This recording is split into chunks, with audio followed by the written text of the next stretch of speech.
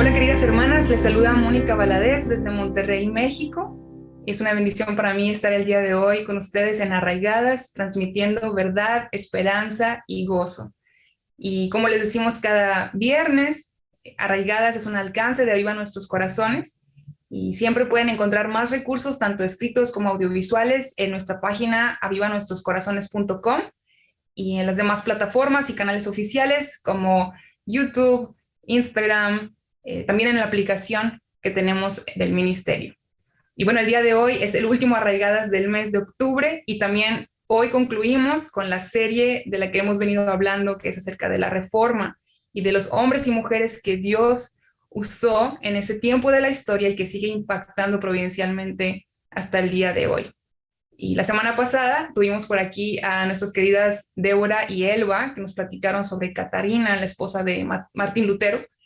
Y para mí fue una bendición poder escuchar y aprender sobre el testimonio de esta mujer y cómo Dios la usó para servir a diferentes personas, incluyendo a su esposo también. Y bueno, el día de hoy vamos a hablar sobre otra mujer. Su nombre fue Idelette de Bourré. Y para aprender un poquito sobre su testimonio y qué hizo ella, quisiera invitar a esta conversación a Yamel de Jaramillo. ¿Estás por ahí? Acá estoy. Hola, Yamel. Hola, ¿Cómo Mónica, ¿cómo estás? estás? ¿Bien? ¿Y tú? Bien, muy bien también, gracias a Dios. Muy feliz de estar Bueno, aquí y bueno, qué privilegio estar acompañada de ti el día de hoy para hablar sobre este tema tan importante, las mujeres que el Señor usó en la Reforma.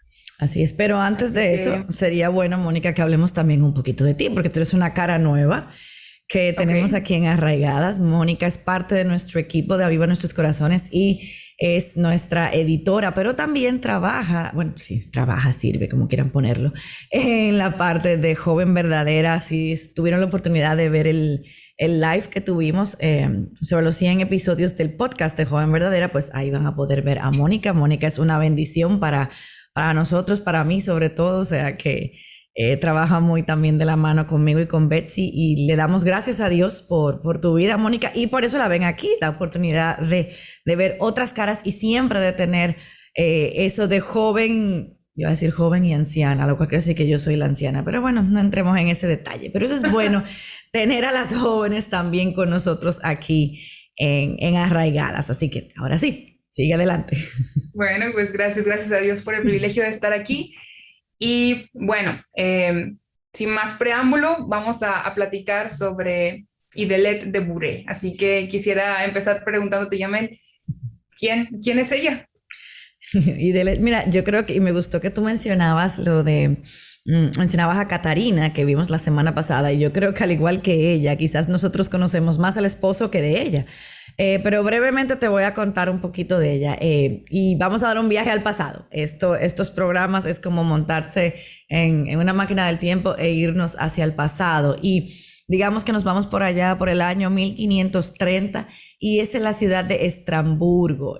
Por ese tiempo, esa ciudad en particular se convirtió en un refugio para muchos exiliados y sobre todo aquellos que tenían que ver con el tema de la reforma. No olvidemos que este movimiento de la reforma causó todo un revuelo en Europa desde que Martín Lutero, bueno, no desde que Martín Lutero, pero digamos que ese evento de clavar las 95 tesis en Wittenberg es lo que crea este boom y todo aquel entonces que ya abrazaba esas enseñanzas, pues se convertía directamente en un objetivo, en un target para la iglesia de Roma en ese momento. Entonces, obviamente, en medio de todo eso es que llega a esta ciudad de Estrasburgo John Stoddard de Lieja, era su apellido traducido, junto a su esposa en ese momento, que es Idelette de Gerland, Idelette de Bourré, Idelette Van Buren, tiene varias traducciones su apellido. Entonces ellos llegan ahí.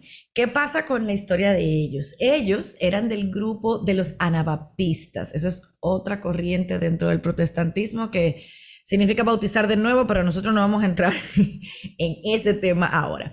Pero resulta que ellos estaban fascinados con estas prédicas de Juan Calvino. Y bueno, llegan acá, llegan a Estrasburgo como parte de los exiliados se establecen allí, pero resulta que al tiempo John cae enfermo a causa de la peste que estaba en ese momento y muere. Así es. Híjole, pues debió haber sido una situación muy difícil para ella. Se queda viuda y tenía 2 hijos al parecer. Así es, tiene 2 Entonces, y hijos. estaban en una situación muy, muy difícil. Bueno, pasa el tiempo y entonces conoce a Calvino, ¿cierto? ¿Cómo sucede? ¿Cómo lo conoce? ¿Cómo terminan en matrimonio? Sí, no. Esa es una historia muy interesante. Como ya te dije, acuérdate que ellos vienen como exiliados, llegan a Estrasburgo y claro, no es que solamente ella queda viuda, sino queda con 2 hijos que mantener, es una extranjera, es una exiliada, digamos que es todo un cuadro no muy interesante que, Complicado. exacto, que digamos. Entonces, acuérdate que ellos estaban ahí, llegan por Calvino, conocen a Calvino. Entonces, Calvino se hizo amigo de ellos como matrimonio y Calvino visitaba con frecuencia su casa. Cuando ellos leen los institutos, que es la obra cumbre, digamos, de Calvino, y ellos entonces comienzan a apreciar la devoción de Calvino por la palabra de Dios. Tanto ella como su marido asisten a muchos de los devocionales que tenía Juan Calvino, o sea, digamos que se da esta relación. Ellos como matrimonio fueron muy hospitalarios con Calvino. Calvino era amigo de ellos y de hecho los consideraba como ellos mismos se llamaban sus discípulos, o sea, ellos se llamaban los discípulos de Calvino.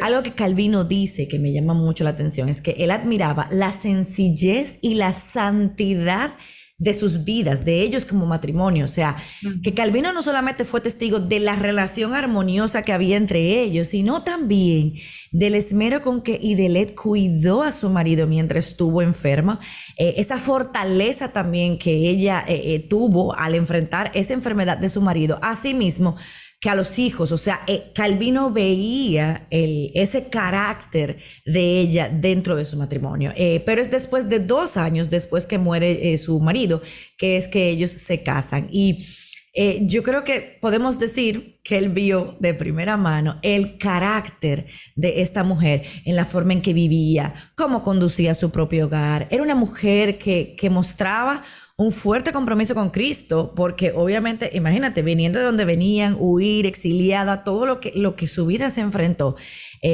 hablaba de que realmente ella valoraba ese nuevo conocimiento que ella tenía de lo que era vivir por Cristo.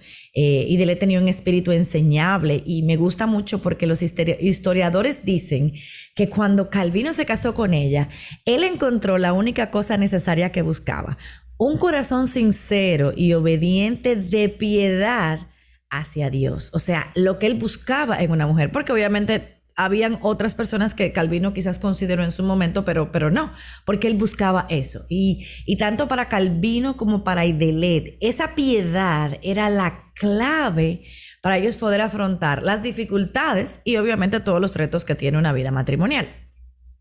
Así es. Qué difícil situación. Yo me quiero poner como en sus zapatos y decir, wow, poder mantener un carácter y buscar al Señor y a pesar de todo lo que pasó en su Así vida es, y que así perdió a es. su esposo. Y bueno, Sí. ¿cómo fue entonces su adaptación a su nuevo hogar y ahora al rol que tenía con su esposo, Ujú, ujú. Calvino? ¿Cómo fue esta siguiente parte de su historia? Sí, no, ahí yo creo que es la parte como central, ¿no? De la vida y el carácter de Idelette, porque acuérdense que ella no es local, ella no es de por ahí, ella es extranjera y es exiliada, entonces obviamente cambia su vida en prácticamente pocos años. Entonces esta nueva pareja obviamente se instala en la casa de Calvino, la cual era un centro que alojaba huéspedes estudiantes, también los que estaban buscando refugio, o sea, ahí todo el que llegaba era bienvenido. Entonces, donde un ama de llaves, por decirlo así, fue lo que, con un carácter insoportable, decían los historiadores, fue lo que le sirvió durante un tiempo. O sea, imagínate, o sea, en una casa que llegue todo tipo de gente, estudiantes, exiliados, entonces ellos tenían esta señora que ayudaba y como que no fue de gran ayuda. Entonces, obviamente llega Idelette a este ambiente, y a eso súmale todo el trabajo que recaía sobre su esposo. O sea, era un momento digamos, que Calvino estaba realmente en el medio de lo que era su ministerio, entonces eso podríamos calificarlo como titánico en medio de todo este caos. A eso súmale que ni Delet ni Calvino eran personas que tenían buena salud, todo lo contrario, o sea, digamos que ella tenía todo en sus manos para que definitivamente eso o sea, te desestabiliza totalmente, te cambia el mundo, pero no a ellos. Y dicen que de la boca de Delet, eso es lo que comentan las personas, nunca salió una queja. Y eso para mí fue como, wow. O sea, Calvino decía de ella que era una mujer de raras cualidades y la fiel ayudante de mi ministerio. Yo creo que cuando él dice raras cualidades es por eso, porque nunca salió una queja de su boca. Un amigo de la familia la describía a ella como una dama sobria y honorable. Y yo pienso que te describan con esas dos palabras, para mí eso es algo impresionante. Así es, increíble. Y lo que sucede es que muchas veces cuando nosotros vemos atrás a la historia y las personas que impactaron de alguna manera, sirvieron fielmente al Señor, a veces los vemos como personas perfectas, como conocemos una cara de su vida y no pensamos en todas las dificultades que realmente tuvieron. Ahorita mencionabas, o sea, son, además de poder cuidar de las personas que estaban ahí, que recibían, sus hijos, súmale las enfermedades, como la debilidad del día a día y tener que hacer todas esas cosas. Y luego al final, como tú dices, no tener queja, no, wow, eso es impresionante. Así es. Y bueno, realmente algo que puede caracterizar este matrimonio son las dificultades, ¿verdad? Ya nos has hablado un poquito sobre esto, pero ¿hay algo más que nos puedas decir sobre algunas otras dificultades que ellos tuvieron? Totalmente. Tú sabes que a mí particularmente me impacta mucho Juan Calvino, no solamente por sus aportes a la teología, sino otras muchas cosas, o sea, como tú dices, como fue su vida, o sea, su carácter. Y algo interesante de Calvino es que Juan Calvino no era un hombre que tuviera un ímpetu como el que tenía Martín Lutero y que Martín Lutero hizo esto, o como William Farel, por ejemplo, que eran hombres sumamente imponentes y hablaban y eran bien directos, bueno, no directos, eran como bien expresivos, pudiera ser, o sea, como esos que te puedo mencionar, o como un John Knox, o sea, no, para nada. O sea, de hecho, Calvino no quería un ministerio público. Calvino no quería nada de eso. Si pudiéramos decirlo más bien así, él decía que él prefería quedarse a leer y escribir porque pues él era director, rector, si no me equivoco, de la Sorbona. O sea, él era más académico que realmente otra cosa. O sea, y es precisamente William Farel quien lo confronta, ¿no? Con todo esto, pero él no le gustaba nada de eso. Y digo todo eso por lo que tú dices, porque a veces pensamos también que alguien que tiene un ministerio público, por así decirlo, vive una vida perfecta y que uno piensa, wow, Juan Calvino, o sea, ¿te has dado cuenta cuánta gente te va a hablar y te va a decir que leyó los institutos de Calvino, que los aportes de Calvino? Pues uno piensa, uy, no, o sea, el caballero debió tener la vida todo bien ahí, todo organizadito. Exacto, todo organizadito y nada que ver. Y para este programa estuve leyendo este libro de Calvino y una de las tantas partes, pero una parte que me encanta dice, la vida de estos tiempos era difícil, o sea, la vida en general, no solamente para Calvino, no solamente sino para en general en ese momento en el mundo. Y la vida estaba llena de que había epidemias, había falta de medicamentos, había revueltas sociales y políticas. Me suena algo común, o sea, ahí vemos que, como dice Eclesiastés, no hay nada nuevo debajo del sol. Había y obviamente persecuciones religiosas, etcétera, pero tampoco se contaban con las facilidades de las que hoy gozamos para llevar a cabo las tareas domésticas. Pero esta dama sobria y honorable estuvo siempre a la altura de lo que se requería de ella. O sea, si nos damos cuenta, no era que, o sea, no había tanta diferencia en las dificultades, porque el mundo sigue siendo mundo y el pecado es igual. Obviamente nosotros tenemos facilidades que ellos no tenían, pero dice que sin embargo en la providencia divina, y esa es una de las palabras que sale aquí, como ellos hablan mucho de la providencia más que de la queja, y dice que según la providencia divina, pues lo que llegaron a sus vidas fue aflicciones tras aflicciones, o sea, encima de toda la enfermedad, de todo lo que ya veíamos que capaz para que cualquier mujer diga no, en el caso de ella, su primer hijo nace en 1542, Jaime se llamaba, y solamente sobrevivió 2 semanas, o sea, su hijo murió a las 2 semanas, y ante la pérdida de su hijo, la respuesta fue: el Señor nos ha afligido con una seria y honda herida, pero Él mismo conoce lo que le conviene a sus hijos. Eso fue al perder su primer hijo. Luego después tuvieron una hija y un hijo, los cuales también murieron al nacer. O sea, los 3 hijos de Calvino mueren al nacer. A raíz de eso, entonces su salud comienza a deteriorarse cada vez más, pero lo importante es que esto no impidió que, aunque de forma lenta, porque no era que tampoco obviamente por su salud, si ella cumpliera con todos sus deberes en su hogar, para con el prójimo, ella seguía recibiendo huéspedes, visitaba enfermos y sobre todo hizo de su hogar, acuérdense que les mencioné la ama de llaves, que no era muy simpática, ella volvió este hogar un lugar donde se respiraba paz y armonía. Y para culminar también con todas las dificultades, por allá por el 1548, Idelette cae en cama. Se cree que padecía de tuberculosis, entonces esto la debilitaba cada día más, lo cual hacía necesario incluso que la ayudaran a levantarse de su cama. Entonces esta mujer ahí en su lecho de muerte, ella esperaba la muerte, y lo sorprendente es que aún en ese estado, Idelette no se quejaba, animaba a su marido a seguir con la obra que el Señor le había encomendado, y dicen que antes de morir, en medio de la fatiga, me imagino que pues que producía la enfermedad, dicen que ella dio testimonio de la esperanza que albergaba su corazón. Ella muere un 29 de marzo y algunas de sus últimas palabras fueron, perdón, oh gloriosa resurrección, oh Dios de Abraham y de todos nuestros padres, en ti han confiado los fieles que en las edades pasadas, y ninguno ha confiado en vano. Yo también esperaré.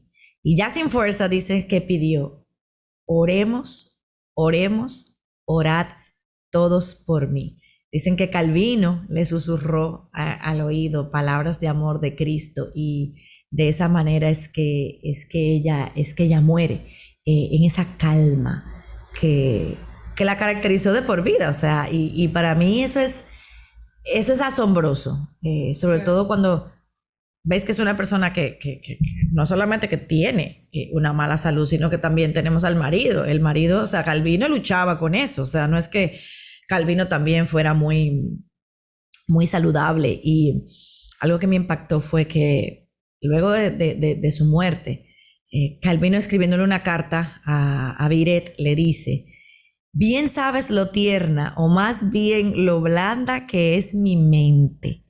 Si no se me hubiese dado un poderoso dominio propio, no habría podido aguantar tanto tiempo. Y en verdad, la mía no era una fuente común de dolor. No sabemos ahí exactamente qué es lo que era, pero ahí él dice: he perdido a la mejor compañera de mi vida, a una persona que, de haber sido así, habría compartido de buen agrado no solo mi pobreza, sino incluso mi muerte. Durante su vida fue la fiel ayudante de mi ministerio. De ella nunca experimenté el más mínimo obstáculo. Nunca, Dios mío, nunca se mostró molesta conmigo durante todo el curso de su enfermedad. Más bien estaba preocupada por sus hijos que por ella misma. Cuando temía que estas preocupaciones privadas pudieran perturbarla inútilmente, 3 días antes de su muerte tuvo la oportunidad de mencionar que no dejaría de cumplir con mis deberes hacia sus hijos. No olvidemos que ella tenía 2 hijos, y Yo leía eso y yo decía, wow, yo no sé si mi esposo diría eso de mí. O sea, y eso me lleva a pensar, Mónica, que pues nuestra familia, y en el caso de las que estamos casadas, los esposos, son los que mejores nos conocen. Y yo creo que no importa lo que yo diga o lo que nosotros pretendamos ser, aquellos que no nos conocen. Cuando yo vi las palabras de este hombre describir a su esposa, es impresionante ver eso, ver cómo él la describe, aún en su lecho de muerte. O sea, y que esta señora sirvió a tanta gente que vivía en su vida. Eso es impresionante de ella y de su carácter, y habla sobre todo de la relación que tuvo con Cristo. Ujú. Sí, precisamente era lo que te iba a preguntar ahora. Podemos ver todas estas vicisitudes en su vida, todo lo que pasó. Yo me pongo a pensar en mí misma, digo, tengo dificultades, pero qué tanto estoy dispuesta a desarraigarme de mis comodidades, de yo estar bien y poder servir a otros, y en este caso ella servir a su esposo, a sus hijos y a muchísima gente, aún en medio de tanto dolor, tanto sufrimiento, y no saliera ninguna queja. Creo que más allá de que Calvino estuviera como muy enamorado de ella, realmente hablaba del día a día, cómo ella manifestaba su Es correcto, carácter, es que correcto. venía obviamente de desplegar el carácter de Dios. Amén. Y bueno, la pregunta es, ¿qué era aquello? Podemos imaginarnos, porque nosotros tenemos a Dios, tenemos al Señor, conocemos su palabra, sabemos de sus promesas, pero pareciera algo muy distante que pudiéramos llegar a hacer y a hacer cosas como esta mujer, ¿no? ¿Qué es lo que tú nos puedes decir que mantenía a esta mujer tan firme entre todas sus actividades Ujú, y ujú. obviamente principalmente su amor por el Señor? Porque sabemos Claro. que si no tuviera amor por el Señor, ella no hubiera hecho todas estas manifestaciones de servicio con No su hay familia y forma. con toda la gente. No hay forma, apartado de Ujú. Cristo, no hay forma de tú hacer eso. Mira, en términos del carácter, dicen que era una mujer tranquila, era una mujer sin pretensiones, era una mujer alegre, pero sin embargo, lo que todos los historiadores coinciden con Idelet, y la palabra que la definen es sobria. Esa es la palabra que tú vas a ver constantemente en todas las personas que hablan de Idelet. Teodoro Beza fue el primer biólogo fiable de Calvino, porque fue uno de los que estuvo más cerca de él. Y este señor la calificó como una mujer de lo más selecta. Dice, una mujer de mentalidad seria y de buen carácter. O sea, esa fidelidad de Idelet a la palabra de Dios, a lo que a ella había conocido. O sea, porque no olvidemos que lo que mueve a esta mujer junto a su esposo es lo que ella acaba de descubrir en la palabra de Dios. No es la fama de Calvino, no, es su relación con el Señor. Entonces, esa fidelidad de Idelet a desarrollar su relación con el Señor es lo que hace de que ella, en medio de estas dificultades que vivía, las enfrentara con dos cosas: mansedumbre y humildad. Eso es lo que la gente dice de ella. Sin embargo, eso no quiere decir que ella fuera débil o temerosa. Cuando yo digo al principio tranquilo, y me han escuchado hablarlo otra vez, no se refiere a timidez, no se refiere a otro tipo de templanza de carácter. Seguir a Cristo en el camino del sufrimiento, como pasó esta mujer, que yo no puedo ni siquiera imaginarme lo que fue que ella vivió, se requiere de gran valor y fortaleza. Y ya vimos lo que es la verdadera fortaleza hace unas semanas, y ya veíamos cómo es que la verdadera fortaleza es precisamente cuando tú eres débil, y en medio de tu debilidad es que tú miras a Cristo y confías en la fortaleza que nos da el Señor. Y Idelet se sometió con paciencia a las diversas providencias de Dios, y eso es lo que a mí me llama la atención. Ellos lo llamaban no problemas, no pruebas, sino las providencias de Dios para su vida. Eso es como, wow, o sea, eso es ver las cosas desde otro ángulo. Y algo interesante sobre Calvino es que tú recuerdas que en aquel momento no había ni redes sociales, ni teléfono, ni correo electrónico. No, lo que habían era cartas. Ellos escribían cartas en ese sentido. Y el libro que estaba leyendo dice que sorprendentemente Calvino tampoco no era que hablaba mucho en sus cartas durante esos 8 años de matrimonio, sino que de vez en cuando él hacía algún comentario, pero que los pocos comentarios que Calvino hacía, como los que yo acabo de leerte, demuestran lo unido que ellos estaban como matrimonio. Y en 1541, cuando la plaga llega a Estrasburgo, Calvino se quedó en la ciudad y él envió a su esposa lejos para que, pues obviamente, para guardarla de la peste, y él escribió a William Farel contándole sus problemas, y entre todos los problemas que le contaba Farel, decía que la amargura del dolor, dice él, por tanto, se ha añadido, él le contaba la amargura del dolor por pues, lo que estaba pasando a nivel ministerial, y dice, pero se ha añadido la gran ansiedad por los que han sobrevivido la peste. Y dice, día y noche mi esposa ha estado constantemente en mis pensamientos, necesitado de consejo ahora que está, perdón, necesitada de consejo ahora que está separada de su marido. O sea, ahí tú puedes ver esa relación que realmente ellos tenían. Y yo no me puedo imaginar, o sea, imagínate, fueron solamente 8 años de matrimonio, pero al igual que Lutero, vemos a una de las mentes, particularmente para mí, a una de las mentes más brillantes de la Reforma, diciendo cuánto tanto él como su esposa se necesitaban. Ella no necesitaba al reformador, ella necesitaba a su esposo, y su esposo necesitaba a su esposa, hasta sobre todo en los momentos de buscar consejo. Lo que me dice que Idelette era una mujer que buscaba de su marido el consejo, cómo se van a hacer las cosas. O sea, era una mujer también sometida y que entendía la verdadera sujeción a su marido. O sea, yo creo que eso nos habla mucho. Y como te digo, para mí, donde yo me enfocaría más en Idelette, y eso es lo que quiero hablarte un poquito más, es en la palabra sobria. La palabra sobria o sobrio, lo que significa es que es una persona que se caracteriza por su autocontrol o dominio propio, por su seriedad y por su sano juicio moral. Eso es lo que significa ser sobrio. Y en las escrituras tenemos varias referencias a eso. Te lo encuentras en 1 Tesalonicenses 5:5, donde nos insta a eso, a que seamos sobrios. Y yo creo que esta mujer no destruyó, es una mujer que vivió para lo que Dios la creó, es una mujer que edificó.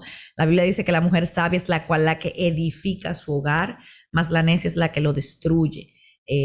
La Biblia, y vemos en 1 Timoteo, donde dice las mujeres deben ser dignas, o sea, ser sobrias. En 1 de Pedro también nos habla de que seamos de espíritu sobrio. O sea, hay muchas cosas que apuntan a que debemos desarrollar ese carácter sobrio. Por eso es que a mí me impacta que esta señora realmente esa sea la palabra que sobresale. Y obvio, Calvino le dice que era la mejor compañera de su vida, que se comprometió a vivir con él, tú sabes, en riqueza o en pobreza, o sea, que en el bien y la salud y la enfermedad, no solamente necesariamente de boca.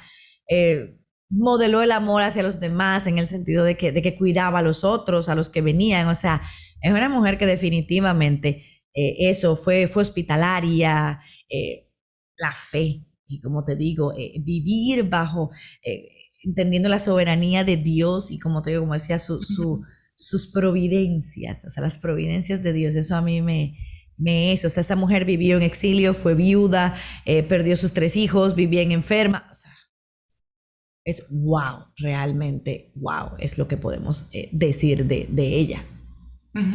Así es, y estoy pensando cómo es que yo creo que si ella estuviera aquí y le pudiéramos preguntar, siempre nos apuntaría a Cristo, porque totalmente. No hablamos de ella como para ponerla en un pedestal y decir vamos a seguir su ejemplo, porque realmente lo que podemos ver es que reflejaba el carácter de Cristo, porque ella estaba cimentada y arraigada en su palabra. Y aunque hablemos de ella, de su testimonio, de las cosas que hacía y cómo servía, nuestros ojos vuelven otra vez a Dios. En medio de esta situación y todos los problemas, sufrimientos que tenía, no habría manera de decir, es que ella se organizaba de esta manera, buscaba medicinas, buscaba cómo estar bien, no sé, podemos pensar en muchas cosas, remedios, pero no hay No, una al respuesta. contrario. Uy, así es. Exacto, no, y al contrario, fíjate que lo que más enfatizan es precisamente eso, o sea, su enfermedad quizás no le permitía movilizarse tanto, quizás como tú dices, entonces realmente Ajá. es eso, es su carácter y su fe, más que nada, en ese Dios al que ella estuvo dispuesta a seguir, a pesar de todo lo que estaba pasando. Sí, como decías ahorita, en medio de su debilidad, recuerdo lo que Pablo decía. El Señor decía, te basta mi gracia. Yo creo que eso fue algo que ella experimentó en su Así día a es, día, en medio de su debilidad así y es. todas las cosas que el Señor había puesto delante en su camino para hacer y que cumplió fielmente, ¿verdad? Ujú. Y bueno, ahora nos toca a vernos hacia a nosotras. ¿Qué debemos estar dispuestos a hacer? Como hacer una reflexión, vernos a nosotras mismas en nuestro día a día, en nuestras situaciones. Todas, decíamos al principio, todas tenemos sufrimiento, pasamos por situaciones difíciles Así es. que son muy válidas, Ujú, pero ujú, aún en claro. medio de ellas y en medio de nuestra debilidad, podemos sostenernos en el Señor, en su gracia, en su fortaleza, porque nosotras mismas no podemos. Así que ellas, esta mujer, su esposo, y todas las personas de las que hemos venido hablando en la reforma, tuvieron un impacto, como decíamos, que hasta hoy nos sigue Ujú, bendiciendo ujú. de muchísimas maneras que a veces ni siquiera nos imaginamos. Así es, Pero nos toca a nosotros hacer algo también por nuestra generación. claro, En el día a claro. día, hoy por hoy, ¿qué debemos estar dispuestas a hacer? ¿Cómo debemos estar dispuestas a servir al Señor de tal Mm. manera que podamos impactar? Y no solamente cómo pasar y que nuestro nombre se recuerde años después, que ese no es el objetivo, Exacto, ¿no? Y exacto, de estos exacto. hombres y mujeres tampoco era su objetivo ni su meta que fueran recordados 500 años después. Para nada. Para nada es así. Pero de alguna manera el Señor nos ha llamado a glorificarle y a Amén. servirle y a extender su reino. ¿Qué deberíamos estar dispuestas a hacer, Yamel, hoy en día? Mira, si algo me impactó de Idelet, y yo creo que es algo que nosotros debemos aplicar, es que esta mujer no iba detrás de trivialidades. Idelet, como tú decías, al igual que todos estos hombres, no buscaban ser vistos. Mírenme a mí, mírenlos a ellos. O sea, estos hombres, como te digo, el mismo Calvino es el ejemplo. Calvino no quería, Calvino decía, no, yo no quiero, y igual Idelet. O sea, ninguno de estos, y si se leen las historias de todos los reformadores, se van a dar cuenta que era algo como constante en ellos. O sea, no, la vida no era por estar discutiendo por cosas que no valen la pena. O sea, esa mujer, ella y Delet en este caso, hizo todo lo que ella tenía que hacer en la etapa de la vida en que se encontraba. O sea, mira que murió joven, ni siquiera murió, digamos, en vejez. Ninguno de estos hombres realmente murieron en vejez, pero ella hizo todo lo que ella tenía que hacer en esa etapa, con lo que Dios le puso en su vida. Y como tú decías, esta es la porción que Dios me ha dado, pues esto es lo que yo voy a hacer. Ella no se quejaba del esposo que le había tocado. Ay, pero es que Calvino, no, ella no se quejaba del esposo que le tocaba. Ella aprendió a vivir, como mencionábamos ahorita, acorde con lo que dice Primera de Pedro, sobriamente. Esta mujer estaba dispuesta a llevar cualquier carga que con su marido, compartir con su marido, cualquier carga que él tenía que llevar. Y créanme que no fue fácil la vida de Juan Calvino, o sea, llevar las cargas con él. Y no solamente eso, ella le decía a su esposo que le aseguraba más bien que nada que nunca debería él tener la tentación de rehuir de sus deberes en favor de la facilidad y la comodidad de ella. Wow. O sea, esas son las cosas que yo veo. Wow, o sea, ella no estaba jugando, o sea, ella sabía lo que quería, no iba ni siquiera a manipular a su esposo. No, o sea, esto es lo que Dios nos ha dado, esto es lo que me toca hacer. Y dicen que ella fue una maravillosa esposa y compañera del pastor más destacado de Ginebra. O sea, cuando este trabajo de Calvino como pastor, como escritor, como funcionario público que fue en su momento en Ginebra, amenazaba, digamos, su salud, ahí aparecía Aideler y era su confidente, su consejera, y ven, y qué dice el Señor, o sea, ella les recordaba a él, o sea, ella sabía en el Dios que había creído. Esta mujer, a pesar de ser frágil, enferma y todo eso, ella también iba a visitar enfermos, o sea, ¿me entiendes? O sea, yo diría que ella se desvivió por asegurarle a Calvino, sobre todo, que su respeto hacia él. ¿Por qué? Porque permaneció fiel a Dios y a las escrituras sin importar el precio. Vivimos un cristianismo un poco cómodo en estos días y no queremos pagar pues el precio, digamos. O sea, estamos buscando otras cosas, estamos discutiendo por trivialidades, estamos peleando y como decía al principio Aileen, ay sí, es muy bueno tú defender causas y tú en las redes y muy activo en las redes, ajá, y en tu iglesia local, en tu ciudad. ¿Qué estás haciendo? ¿Qué estás haciendo por tus hijos? ¿Qué estás haciendo, o sea, si los tienes? ¿Qué estás haciendo por tu esposo? ¿O qué estás haciendo en tu lugar de trabajo? O sea, eso es lo que nosotros tenemos que ver. Estas mujeres sirvieron, como decía Elba, sirvieron al Señor con lo que tenían. Tengo una mesa, ofrezco una mesa para el Señor. O sea, no podemos pretender que todos vamos a hacer exactamente lo mismo, porque ese no es el llamado. No todos vamos a hacer lo mismo. Entonces, con lo que Dios te ha dado, donde Dios te ha puesto, ahí sírvele a Dios con lo que Él te ha puesto en la etapa de vida en la que te encuentras. Si tu etapa de vida en este momento es criar tus hijos, hazlo con gozo. Si ya tus hijos están más grandes, bueno, Dios te irá mostrando dentro de tu propia iglesia local, porque es ahí donde tenemos que servir. O sea, ahí, en Estrasburgo, cuando estuvieron en Estrasburgo, ellos sirvieron en Estrasburgo. Cuando estuvieron en Ginebra, pues sirvieron en Ginebra. O sea, donde sea que Dios nos haya colocado, yo creo que ese es el llamado de nosotros. O sea, no es una casualidad. Y te fijas en la vida de los diferentes reformadores, cada uno estuvo en un lugar. Nadie andaba viendo, no, yo me quiero ir para Ginebra porque Ginebra está Calvino y allá está todo. No, o sea, tú en Ginebra, el otro en Alemania, el otro en Italia, el otro en Inglaterra, o sea, donde sea, el otro en China, donde sea que Dios te haya puesto. Yo creo que ese es el llamado, es saber dónde Dios nos ha puesto, dónde Dios nos ha colocado y servirlo a Él ahí, en ese lugar, y no estar perdiendo tiempo en trivialidades y en cosas que realmente no tienen valor eterno. Lo que tú decías, ellos sirvieron a Dios no buscando fama, no buscando ser reconocido. Más de 500 años después, ellos simplemente hicieron lo que tenían que hacer con los ojos puestos en Cristo, y ese debe ser el llamado para nosotros. Amén, así es. Y muchas veces podemos decir, bueno, yo no soy de las personas que me gusta estar en una plataforma o que me vean. Eso decía Calvino. ¿Por qué no? Ajá.